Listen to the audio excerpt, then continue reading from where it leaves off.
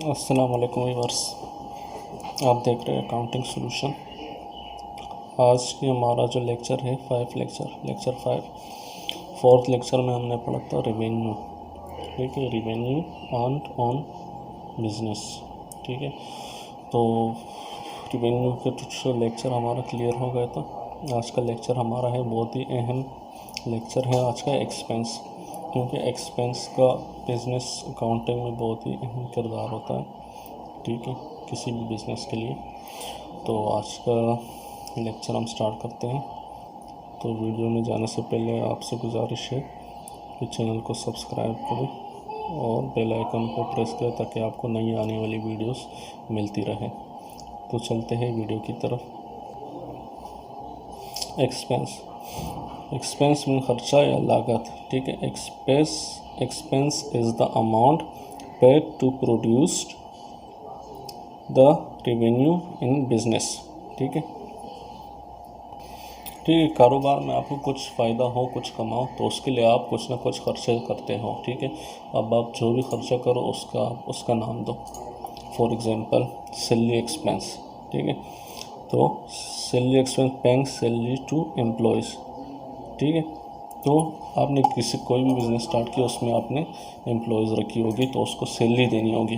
ठीक है, उसको आपने मंथली सैलरी देनी है। ठीक है, अब सपोज दैट आपने उसको मंथली सैलरी नहीं दी। ठीक है, और नेक्स्ट मंथ स्टार्ट हो गया, तो अगर आपने सैलरी नहीं दी तो नेक्स्ट मंथ में वो डबल सैलरी हो जाएगी, वो लाइबिलिटीज़ में हो जाएगी, क्योंकि वो आपको पेएबल करनी है। ठीक है, तो एक्सपेंस से निकल के वो लाइबिलिटीज़ में आ जाएगी। ठीक है, अगर मंथली आपने देनी है सैलरी तो वो आपके ऊपर एक्सपेंस है। अगर आपने मंथली नहीं दी तो वो आप पे कर्जा हो जाएगा, ज़िम्मेदारी हो जाएगी, आपकी लाइबिलिटीज़ में आ जाएगी। ठीक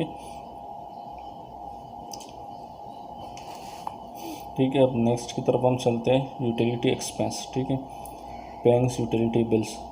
अब जाहिर सी बात है, आपने कोई कारोबार खोला है तो उसमें आपने इलेक्ट्रिसिटी या PDCL के बिल्स वगैरह कोई भी होंगे तो वो आप पे करते हो।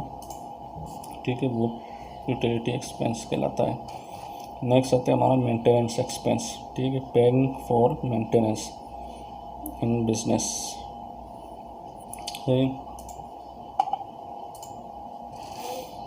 मेंटेनेंस में ये सपोज दैट आपकी कंपनीज़ या कोई बिज़नेस में से कोई मशीनरी आइटम से जिसके आप मेंटेनेंस एक्सपेंस देते हो।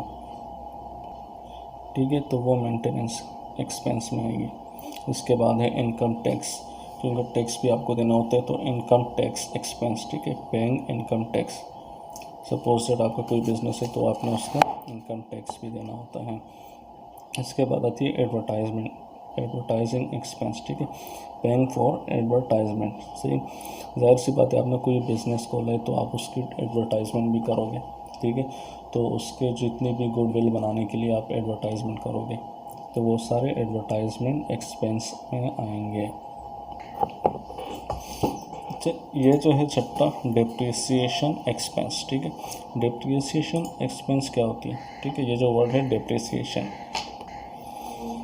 इसका मतलब है डेप्रिसिएशन का कीमत या अमाउंट, किसी भी चीज़ की कीमत में, कदर कीमत में कम होना।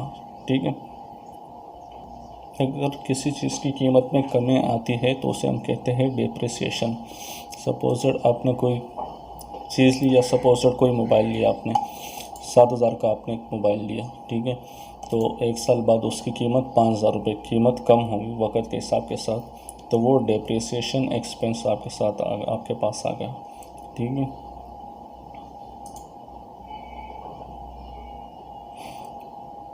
Cost allocated for depreciation of any asset. ठीक है, डेप्रिसिएशन कदर कीमत में कम होना, that decline in value of asset with respect to time is called depreciation. ठीक है, और डेप्रिसिएशन एक बहुत बड़ा टॉपिक है, तो आगे जाके हम इसको डिस्कस करेंगे।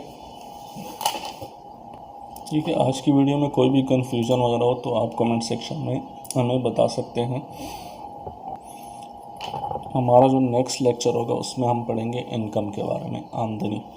ठीक है, उस लेक्चर 6 में हम इनकम के बारे में पढ़ेंगे। तो कोई भी वीडियो मिस नहीं करिएगा ताकि आपको बिगिनर से सारी चीज़ें समझ में आ जाए।